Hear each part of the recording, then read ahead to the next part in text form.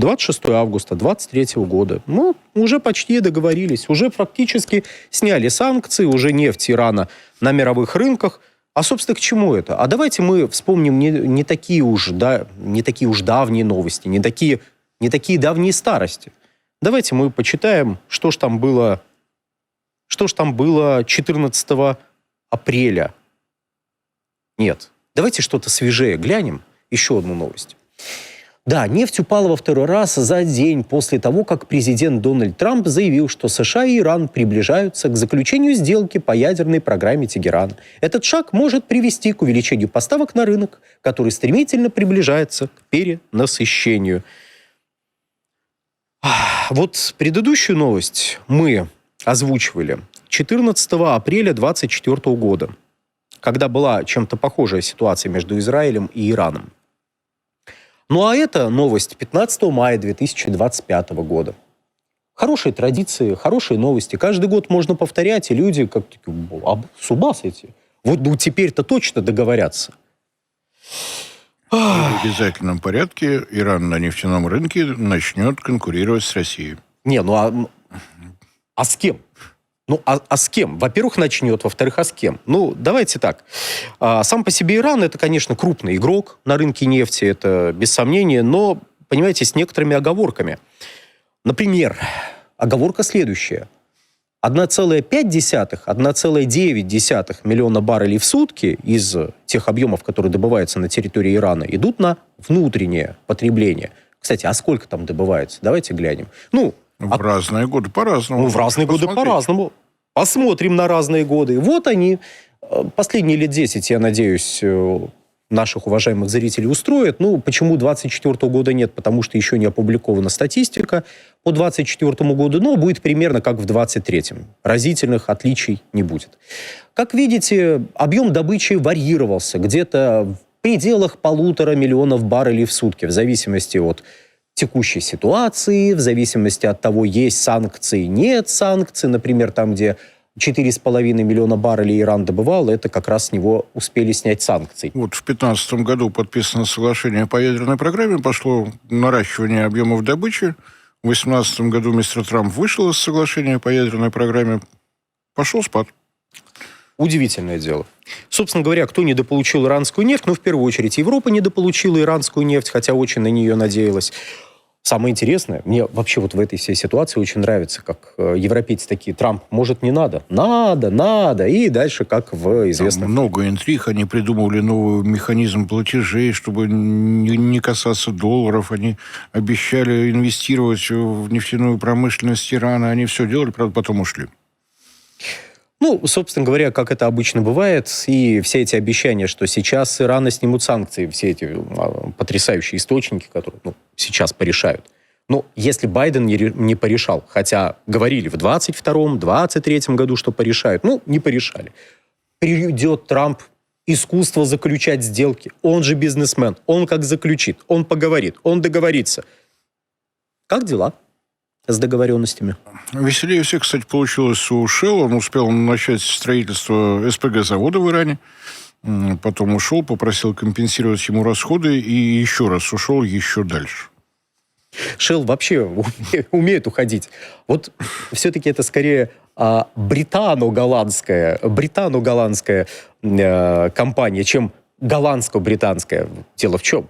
Знаешь, если уходит, то не просто не прощаясь, а вот уходит не прощаясь и еще как-то теряет очень много активов. Зонтик в прихожей оставил. Да, зонтик в прихожей оставил, штиблеты оставил, сюртук забыл надеть. Ну, в общем, у Shell богатое будущее, как мы знаем. Там, правда, какие-то телодвижения между Shell и BP происходят. Но если произойдут эти телодвижения окончательные, мы вам доложим. Пока вернемся в Иран. Собственно говоря, договоренности, которые якобы должны были быть достигнуты, должны их были достигнуть уже в это воскресенье, собственно, сегодня. Должна была пройти 6-й раунд непрямых переговоров. Там уже какие обещания были, что сейчас, сделка, на этот раз. Прекрасная сделка. Да, прекрасная сделка. В восторге все скакали. Все источники Bloomberg, все вот эти вот люди, которые точно знакомы с ситуацией, они говорили: все, ребят, на этот раз решат. А так как там это ведь не просто так вот разговоры про Иран, потому что им захотелось поговорить. До всех вот этих вот событий. Дело было в чем? Начиная с ноября 2023 года в мире идут рассказы о том, что скоро будет избыток предложения. Вот посмотрите, безумцы из ОПЕК+, начали увеличивать добычу. Зачем они это делают? Мы вам 1,5 года рассказываем, что скоро будет избыток предложения. Да, его нет. Но вот сейчас-то он точно... Да, но вот сейчас он точно будет. Если вы нам не верите, если цены вдруг перестали падать, то мы сейчас вам расскажем о том, что с Ираном заключат сделку. И Иран неконтролируемо. Знаете, когда с Ираном заключают сделку, он начинает испытывать, видимо, по мнению агентства Bloomberg и всех примкнувших, а также тех, кто его бездумно пересказывает у нас. Так вот, по мнению вот этих вот персонажей, Иран, как только с него снимут санкции, он неудержимо начнет добывать нефть и вбрасывать на мировой рынок. Вбрасывать. Ну, потому что, ну как сдержаться? Санкций нет. Нефть можно вбрасывать. Все, добывай, посылай. Вот. Друзья, YouTube блокирует. Возможно, наш канал следующий, и это видео последнее. Подписывайтесь на наш телеграм-канал Геоэнергетика Инфо, ссылка в описании и закрепленном комментарии. Подписывайтесь прямо сейчас, чтобы не потерять нас. Не ждите окончательной блокировки YouTube. Наиболее точный прогноз, конечно, предложила Европейская комиссия с потолком цен, с ограничением не только российской нефти, но и нефтепродуктов из российской нефти. Тут безукоризненно. Тут молодцы. Настолько своевременно. Это, напомним, сейчас обсуждается новый пакет санкций, в котором, кроме того, что надо запретить импорт всех нефтепродуктов, которые получаются из российской нефти, если что сейчас не так. Они себе запретили российскую нефть покупать, кроме Венгрии, Чехии и Словакии. Ну, Чехия сама говорит, не-не-не, нам российская нефть не нужна. Но это отдельная история, ее мы сейчас так, знаете, просто упомянули, углубляться не будем. Но если вдруг Индия берет российскую нефть, перерабатывает на заводе, пусть даже этот завод с некоторой долей, которая принадлежит каким-нибудь российским компаниям, неважно. Вот оттуда нефтепродукты покупать можно. На что смотрят покупатели? Смотрит в сторону Брюсселя и говорит, ребят, мы все понимаем, вы, конечно, стратеги те еще, но вы понимаете, что это немножко неадекватно?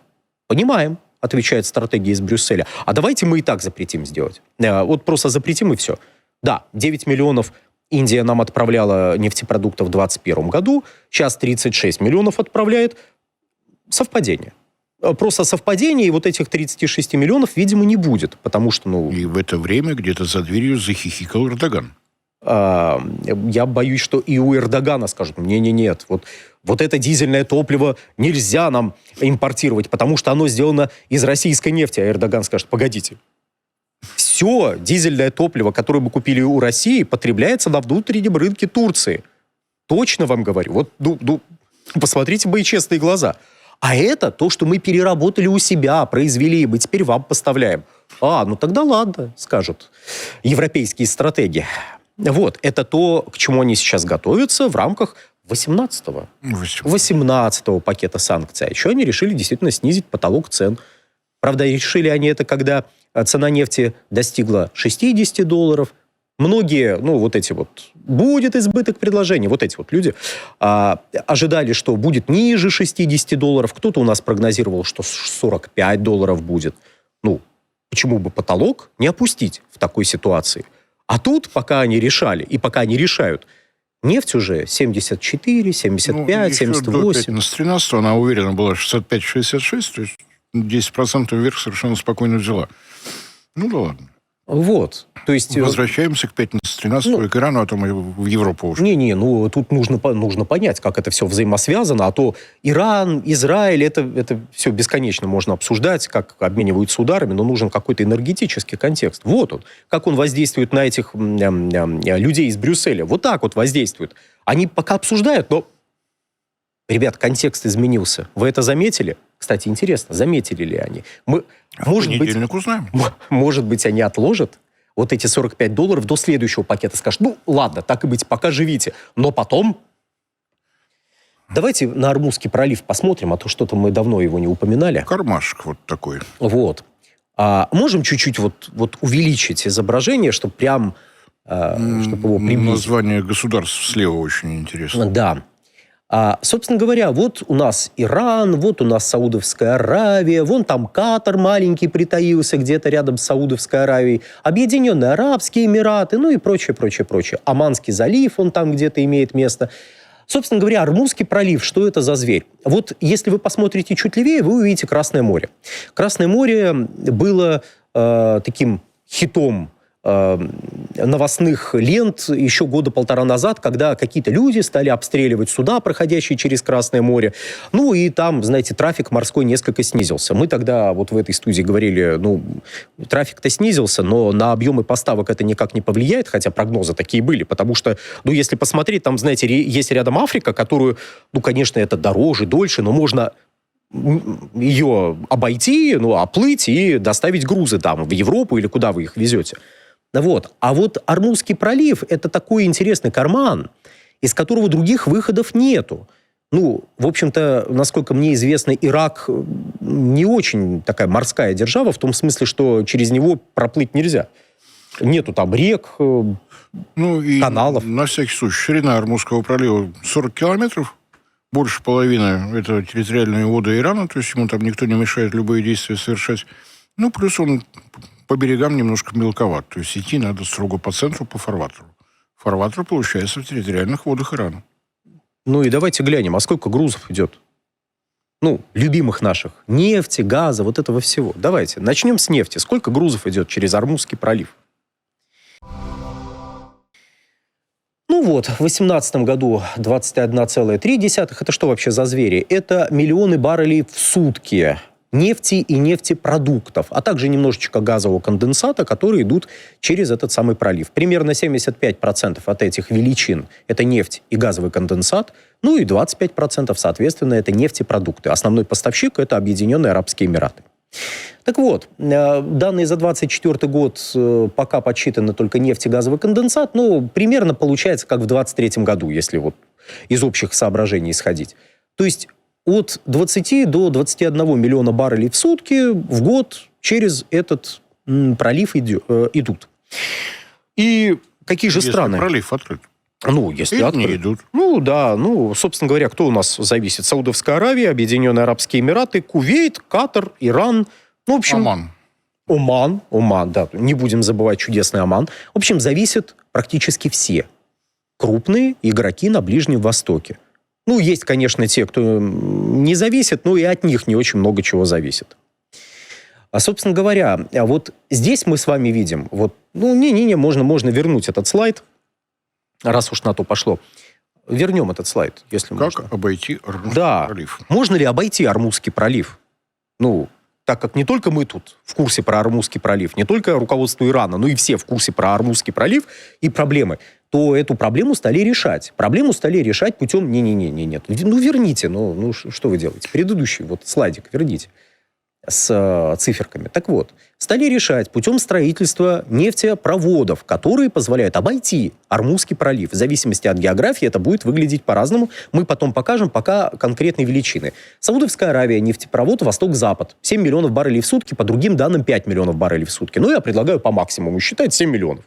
ОАЭ, нефтепровод до порта Эль-Фуджейра или Фуджайра, 1,5-2 миллиона баррелей в сутки. Ну и Иран, нефтепровод до порта Джаск, 1 миллион баррелей в сутки. В 2021 году его запустили. Ну, то есть все участники вот этих игрищ на Ближнем Востоке в курсе, какую роль играет Ормузский пролив. И пытаются риск, связанный с Ормузским проливом, парировать путем строительства нефтепроводов.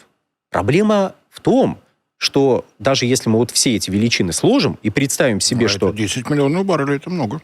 10 миллионов баррелей, только частично это уже задействованные. Сейчас немножко работают. Да, немножко работает вот этот нефтепровод Восток-Запад в Саудовской Аравии. Ну, то есть, представим себе, вот это на самом деле пустые... Просто валяются трубы. Валяются трубы, никто их не использует. Ну, представили, ждут своего часа. Порядка 10 миллионов баррелей, значит, можно перебросить на другие направления. Из 20 миллионов баррелей. А 10 миллионов баррелей, это, как бы так помягче выразиться, это почти 10% мирового потребления в сутки, имеется в виду. 10 миллионов баррелей, 10% это немало, это очень много. JP Morgan в 2022 году, летом как раз, 3 года как раз прошло, попытались почитать, что будет с мировым рынком, если вдруг российские объемы либо частично, либо полностью уйдут с мирового рынка в том случае, если на Россию особо сильно подействуют санкции. В 2022 году там свои фантазии были. Так вот, если 2-3 миллиона баррелей бы ушли, где-то $150 было бы, по их прикидкам. Почему JP Morgan мы в данном случае приводим в качестве примера? Потому что, понятно, что это компания, которая не очень симпатизирует России, и ей в нашу пользу считать смысла не имеет. А если 5 миллионов баррелей ушли бы, там были такие шансы, $380 за баррель. Интересно, что будет, если уйдет 10 миллионов баррелей в сутки? Тут ведь арифметика наука жестокая. То, что мировой объем добычи, мировой объем спроса больше 100 миллионов, это хорошо. Но если из этих 100 миллионов вычленить то, что потребляется теми странами, которые добывают, то мировой рынок это где-то порядка 60, наверное, получится. 62. И вычитать придется именно отсюда. А 10 миллионов баррелей от 60 миллионов баррелей, это значительно больше, чем 10%. Прямо скажем. Тут, да, в этом заключается проблема расхождения некоторой статистики, которая сейчас публикуется. Вдруг вы ее видели? У нас, я видел, ее публиковали без пояснений. Давайте поясним. Почему некоторые пишут, что 30% мировой торговли ведется через Ормузский пролив? Потому что от тех объемов, которые вообще экспортируются, действительно, то, что идет через Ормузский пролив, это уже не 20% мирового рынка, а 30% мирового рынка. И даже если половина этого объема будет каким-то чудом перенаправлена через имеющиеся мощности, и эти мощности, кстати, не пострадают в ходе текущих, особых событий, то получается 15% мировой торговли единомоментно просто берут и отключаются. Нет их. Как так? Что с этим делать? Что будет с ценами? Да все что угодно может быть с ценами при таких раскладах. Кстати, давайте на карту посмотрим, как все эти нефтепроводы выглядят, хоть визуализируем этот чудесный рассказ. Собственно говоря, мы видим на территории Саудовской Аравии их нефтепровод, который позволяет из Персидского залива в Красное море. Красное море, правда, сейчас тоже, мягко скажем, не очень спокойно. Там на входе, а тут хорошо. Никогда не выучу название этого пролива возле Йемена, на входе в Красное море. Да. Неважно. В общем, нет, если ввести в Европейский Союз, то нормально. Хоп. И бегом в сторону Саудовской Аравии, в сторону Суэцкого канала. Это просто выше надо проплыть. И вы нормально приплываете в Европу, если вам очень нужно. То есть какие-то возможности есть. Еще раз, там не дураки сидят. Все прекрасно понимают, насколько сложная ситуация с Ормузским проливом. А зелененький нефтепровод – это то, что в Фуджейру отправлено. А почему же они все через Фуджейру не отправляют? Если вы представляете себе географию ОАЭ, то Фуджейра – это эмират, который… Там гористая местность. Там просто скалы. И через них пробрасывать нефтепроводы несколько сложновато. Поэтому пользуются более удобными портовыми мощностями, которые располагаются в более привычных и более приспособленных к этому эмиратах. Но, тем не менее, Фуджейру тоже задействуют. На 100% можно ее задействовать? Нет, конечно. Собственно, ОАЭ тоже не 2 миллиона баррелей отправляет на мировой рынок, хотя максимум, что можно прокачивать по нефтепроводу, 2 миллиона баррелей. По другим данным, 1,5. Мы же по максимуму считаем, 2 миллиона. И это, кстати, к вопросу о том, что вроде как, вы проблему решили, но если действительно ситуация развивается так, что Ормузский пролив перекрыт, то все эти телодвижения начинают играть несколько иными красками. Потому что перекрытие Ормузского пролива будет следствием невероятного обострения ситуации. Просто колоссальнейшего обострения ситуации, которое, представить себе пока можно только, в каком-то страшном сне. И тогда все эти мощности тоже могут оказаться, в сложной ситуации. Давайте так сформулируем. На самом деле, фантастика фантастикой, но ставим себя на место компании Saudi Aramco. Мне нужно вывозить нефть. В небе надо мной что-то летает, кто-то кого-то взрывает. Если что-то упадет на мой танкер, что будет? Форс-мажорные обстоятельства мне никто не компенсирует. Ни страховая компания, ни покупатель. Танкер будет гореть несколько дней. Армузский пролив в это время встанет намертво. И если состоится решение руководства Саудовской Аравии, а давайте подождем, пока все успокоится, этого будет достаточно, чтобы никому не было скучно. Просто подождем, потому что слишком рискованно. Это мои деньги, это моя нефть, это мой танкер. Все сгорит. Страховая компания не заплатит форс-мажор. Покупатель мне ничего не компенсирует, я не доставил товар. Я еще страшное скажу. Есть такая штука, как, знаете, равномерность и непрерывность поставок. Что это означает? Это двусоставное понятие, которое, с одной стороны, описывает постоянный приток нефти морем покупателю, а с другой стороны, постоянное отправление нефти из порта. Но всем, я думаю, очевидно, что, знаете, судно подошло, нефть залили, судно ушло. И пока не пришло следующее, нефть, наверное, где-то надо хранить. Объем хранилища, он тоже не бесконечный. И перекрыть краник и сказать, так, стоп. Сейчас нефтепровод сюда ничего не прокачивает.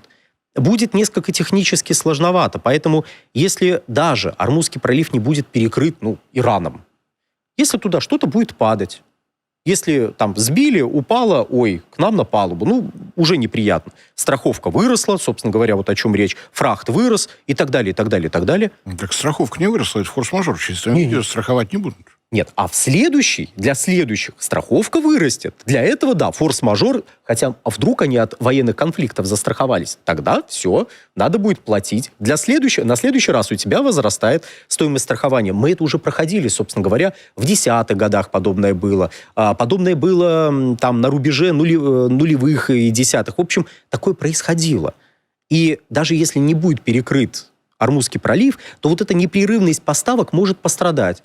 А при наиболее неблагоприятной ситуации, то есть это без удара по портовым мощностям, которые мы уже наблюдаем,